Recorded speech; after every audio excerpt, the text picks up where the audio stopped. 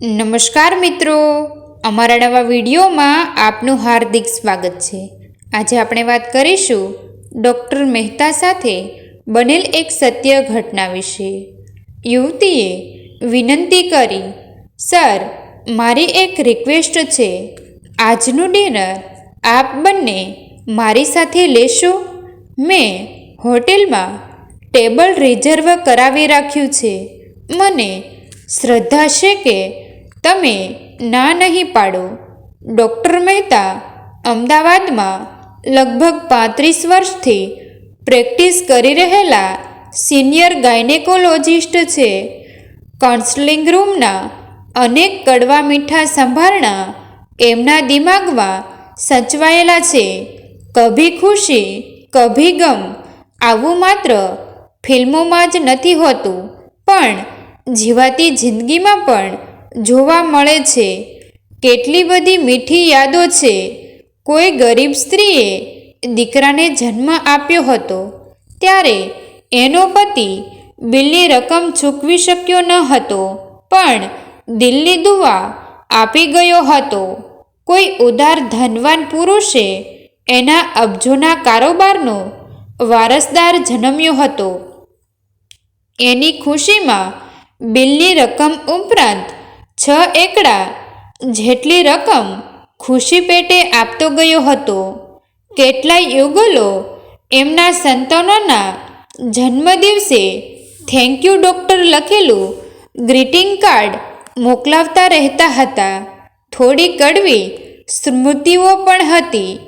Major operation કરીને સ્ત્રીનો જીવ બચાવી લીધો હોય, તે પછી બિલ પેટે એક રાતી પાઈ પણ ચૂકવ્યા વગર જતા રહ્યા હોય, આખું ઓપરેશન સફળ રીતે પાર પાડ્યું હોય, એ પછી એક જ ટાંકામાંથી પાણી આવ્યું હોય એ માટે ડૉક્ટર સાથે ઝઘડો કરી બેઠા હોય, એક નાનકડું ઇન્જેક્શન પાક્યું હોય એ માટે વકીલ દ્વારા નોટિસ પાઠવી હોય, આવા કિસ્સાઓ પણ બન્યા હતા।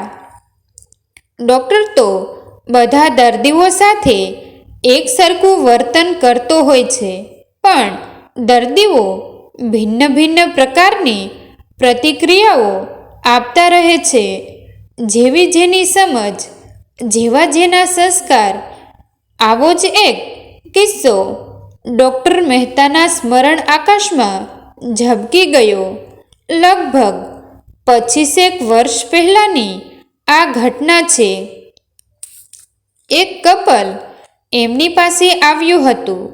પરેશ અને પારુલ। પ્રથમ મુલાકાત વખતનો સંવાદ ડૉક્ટરને આજે પણ યાદ છે। સાહેબ, મારી વાઈફ પ્રેગ્નેન્ટ છે। 5મો મહિનો ચાલે છે। અમારે આ પ્રેગ્નન્સી ચાલુ રાખવી નથી, એબોર્શન કરી આપો ને, પરેશભાઈએ કહ્યું હતું। ડૉક્ટર મહેતાએ ચેકઅપ કરતા પહેલાં જ કારણ પૂછ્યું, એબોર્શન શા માટે કરાવવું છે? અમારે ઓલરેડી 2 દીકરા અને 1 દીકરી છે। અમારે ચોથું સંતાન જોઈતું નથી। તો પછી આટલી રાહ શા માટે જોઈ? શરૂઆતમાં જ આવી જવું જોઈતું હતું ને? ડૉક્ટરે અનુત્તર કરી દેતો પ્રશ્ન પૂછ્યો। આ સવાલનો જવાબ પરેશભાઈ પાસે ન હતો, પણ પારુલ પાસે હતો। એણે ફરિયાદના સૂરમાં કહ્યું, હું તો ના જ પાડતી હતી, પણ એ માન્યા નહીં। હાના કરતાં 5મો પૂરો થવા આવ્યો। હવે મારી વાત એમના ગળે ઉતરી। ડૉક્ટરે પારુલનું શારીરિક ચેકઅપ કર્યું, ગર્ભનો વિકાસ નોંધ્યો, પછી બંને જણાને સામે બેસાડી અને સમજાવ્યા, એબોર્શન શક્ય નથી, તમારી ગણતરીમાં ભૂલ છે, ગર્ભનો વિકાસ વધી ગયો છે। પારુલ બહેનનું બ્લડ પ્રેશર પણ ઘણું વધારે છે। ડિલિવરી કરતાં એબોર્શનમાં વધારે જોખમ દેખાય છે. માટે મારી સલાહ આવી છે કે આ બાળકને આવવા દો. પતિ પત્ની અને ડૉક્ટર અડધો કલાક સુધી આ મુદ્દા પર વિચારણા કરતા રહ્યા. ડૉક્ટર મહેતાએ વાતમાં પતિ અને પત્નીના પરિવારો વિશે ઘણું બધું જાણી લીધું. એમાં એક માહિતી જાણીને એમની આંખોમાં ચમકારો આવી ગયો. પારુલબહેનના સગા ભાઈ ભાભી નિસંતાન હતા. વધત્વની સારવારમાં 10-12 લાખ રૂપિયા ખર્ચી ચૂક્યા હતા. રિઝલ્ટ મળ્યું નહોતું. ડૉક્ટરને લાગ્યું કે આ વાત માતાની કુખમાં ઘોર અંધકારમાં પાંગરી રહેલા એક કાચા અધૂરા જીવ માટે જિંદગીના પ્રકાશનું એક કિરણ બની શકે તેવી હતી. ડૉક્ટર આ વાત પકડી લીધી. પરેશભાઈ, પારુલબહેન, તમે એબોર્શનનો વિચાર પડતો મૂકો. તમારા બાળકને જન્મવા દો. પછી એ બાળક તમારા ભાઈ ભાભીને દત્તક રૂપે આપી દેજો. હું એક સારા વકીલને ઓળખું છું. એમની વાઈફ પણ મારી પેશન્ટ છે. એ તમને જરૂરી કાનૂની વિધિ એક પણ રૂપિયો લીધા વગર કરી આપશે. પરેશભાઈના મનમાં હજુ પણ થોડો કચવાટ બાકી હતો. ડૉક્ટરે બીજી 20 મિનિટમાં એ પણ દૂર કરી આપ્યો. અંતમાં સાત્વિક લાલચ પણ આપી દીધી.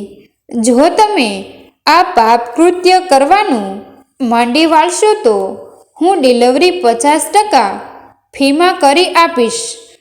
પતિ પત્ની સંમત થઈ ગયા. 1 મહિના પછી ફરીવાર આવ્યા ત્યારે પારુલબહેનના ભાઈ ભાભીને સાથે લઈને આવ્યા હતા. રાજેશભાઈ અને રીનાબહેન એ બંને પણ ડૉક્ટરનો આભાર માનવા લાગ્યા. સાહેબ, અમે તો જિંદગી હારી ગયા હતા. તમે અમને જીવાડી દીધા. આવો વિચાર તો અમને આવ્યો જ નહોતો. અમે તમને જિંદગીભર નહીં ભૂલીએ. તમે તો અમારા માટે ભગવાનથી પણ વિશેષ છો. આ ઘટના ઉપર 25 વર્ષનો થર ચડી ગયો છે. ડૉક્ટર મહેતાને બધું જ યાદ છે. પારુલબહેનની પ્રસૂતિ, પૂરા મહિને જન્મેલી દીકરી, હોસ્પિટલમાંથી જ દીકરી એના બાયોલોજિકલ માતા પિતાના ઘરે જવાને બદલે લીગલ મમ્મી પપ્પાની સાથે એમના ઘરે પહોંચી ગઈ. ઘી ઢોળાયું તો ખીચડીમાં. એ રીતે પારુલબહેનની દીકરી એમના ભાઈ ભાભીની દીકરી બની ગઈ. જે મામા મામી બનવાના હતા તે પપ્પા મમ્મી બની ગયા. શરૂઆતના 1-2 વર્ષ એ બંને પરિવારો ડૉક્ટર મહેતાના સંપર્કમાં રહ્યા. દીકરી સાનવીના બર્થડે ઉપર સ્વીટ્સ આપી જવી, એના પિક્સ મોકલવા વગેરે ચાલતું રહ્યું. ધીમે ધીમે એ પણ બંધ થઈ ગયું. ડૉક્ટર મહેતા ક્યારેક આવી નાની નાની ઘટનાઓને યાદ કરીને વિષાદ યોગમાં સરી પડતા હતા. કેવી છે આ દુનિયા! મોટી મોટી ઘટનાઓને થોડા સમયમાં લોકો ભૂલી જાય છે.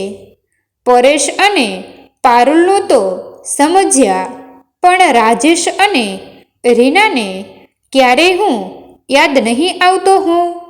એમની વેરાન જિંદગીમાં મેં મધમધતું ગુલાબ ખીલવી આપ્યું. એ વાત એ લોકો સાવ ભૂલી ગયા હશે. ક્યારે એ લોકો મળવા નથી આવતા, ફોન પણ નથી કરતા. આખા વર્ષમાં 1-2 સારા પ્રસંગો તો એમના જીવનમાં આવતા હશે ને. તે સમયે મને આમંત્રિત કરવાનું પણ નહીં સૂઝતું હોય. અત્યારે તો સાનવી 25 વર્ષની થઈ ગઈ હશે. પરણવા જેવડી? કદાચ પરણી પણ ગઈ હોય. આપણને શી રીતે ખબર પડે? કોઈ કંકોત્રી આપવા આવે તો ને? ખેર, મેં તો મારે કરવાનું હતું એ કામ કરી દીધું. કોઈ આપણું અહેસાન સ્વીકારે, દર્શાવે કે ભૂલી જાય એ એમણે જોવાનું છે.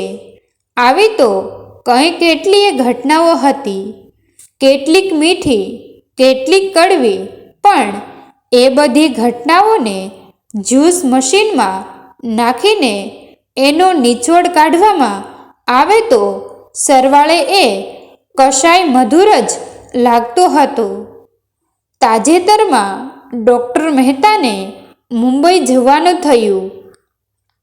એક મેડિકલ કોન્ફરન્સમાં એમણે સ્પીચ આપવાની હતી. એમના નામની જાહેરાત પણ થઈ ચૂકી હતી. ડૉક્ટર મહેતા પત્નીને લઈને મુંબઈ પહોંચી ગયા. એક સારી હોટલમાં એમનો ઉતારો હતો.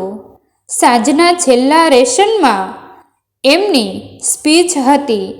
ચિક્કાર હોલમાં એમણે સંઘેડા ઉતાર વક્તવ્ય આપ્યું. ઓડિયન્સે તાળીઓ પાડીને એમને વધાવી લીધા. કાર્યક્રમનું સમાપન થયું. લગભગ બધા જ ડેલિગ્રેટ્સ એમને મળવા માટે આવી ગયા. એમની સ્પીચના વખાણ કરી ગયા. ભીડ ઓસરી ગઈ. ત્યારે સૌથી છેલ્લે એક સુંદર યુવતી એમને મળવા માટે આવી. જમણા હાથની હથેળી ધરીને ઊભી રહી ગઈ. Sir, ઓટોગ્રાફ્સ please. ડૉક્ટર મહેતાએ ખિસ્સામાંથી પેન કાઢીને ધ્રુજતા હાથે એ ગોરી હથેળીમાં પોતાની સહી કરી આપી. યુવતીને આટલેથી સંતોષ ન થયો. સર, મારી એક રિક્વેસ્ટ છે. આજનું ડિનર આપ બંને મારી સાથે લેશો? મેં હોટેલમાં ટેબલ રિઝર્વ કરાવી રાખ્યું છે. મને શ્રદ્ધા છે કે તમે ના નહીં પાડો. ડૉક્ટર મહેતાએ પત્નીની તરફ જોયું. પછી પેલી સુંદર કન્યા સામે જોઈ અને કહ્યું, આઈ એમ સોરી માય સ્વીટી. તારા જેવી પ્રીટી ગર્લ ડિનર માટે ઇન્વાઇટ કરતી હોય ત્યારે ના પાડતા ખૂબ દુઃખ થાય છે.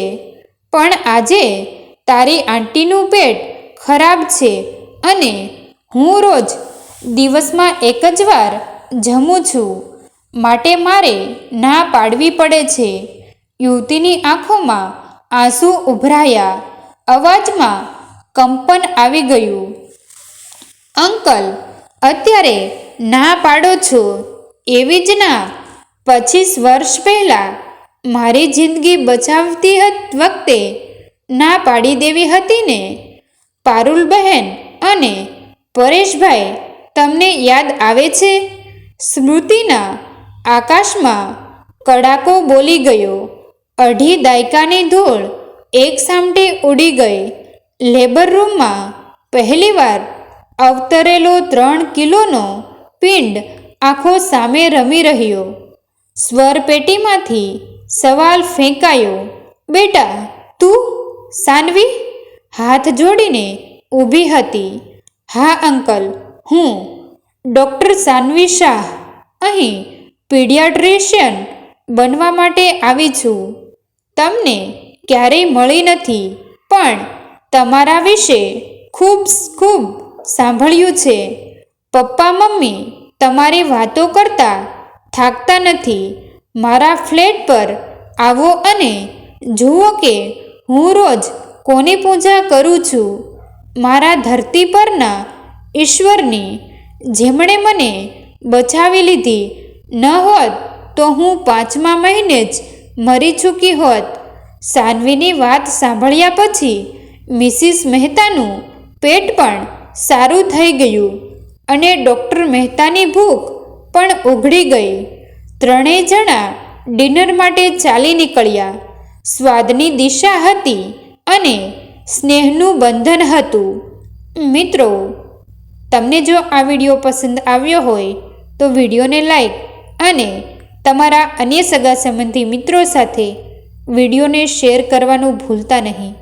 અને આવા જ નવા જીવન ઉપયોગી, જીવનમાં કંઈક નવું કરવાની પ્રેરણા મળે, કંઈક નવું જાણવા મળે તેવા વિડીયો જોવા માટે અમારી ચેનલ સાથે બન્યા રહો.